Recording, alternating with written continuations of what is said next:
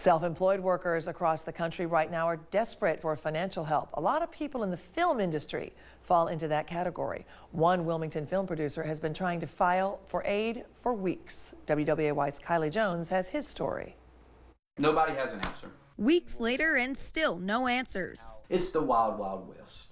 And the only thing that I'm supposed to do is sit home and watch everything burn around me. For people who are self-employed, there seems to be a new batch of issues when it comes to filing for unemployment.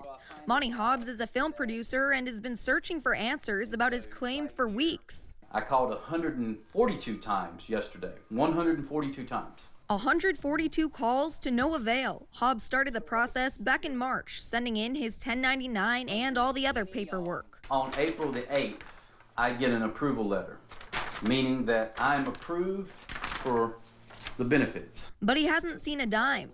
Finally, last week, Hobbs gets back on the phone with a DES agent, who informs me that this letter is not valid, even though it's approved, because they have no criteria, no guidelines on what is issued from the federal government. So Hobbs waited even longer, only to find out that on my portal that it says pending resolution. Hobbs calls back every day asking what he can provide to get a final approval of his claim. But each day he says nobody seems to know.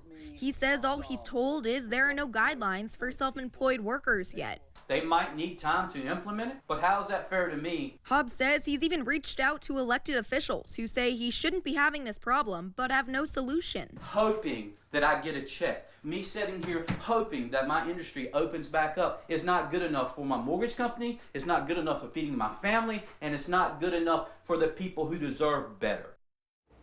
Hobbs says he's going to keep calling however many times it takes, but he says it's been weeks now since he's seen any type of check, and he doesn't anticipate seeing one anytime soon.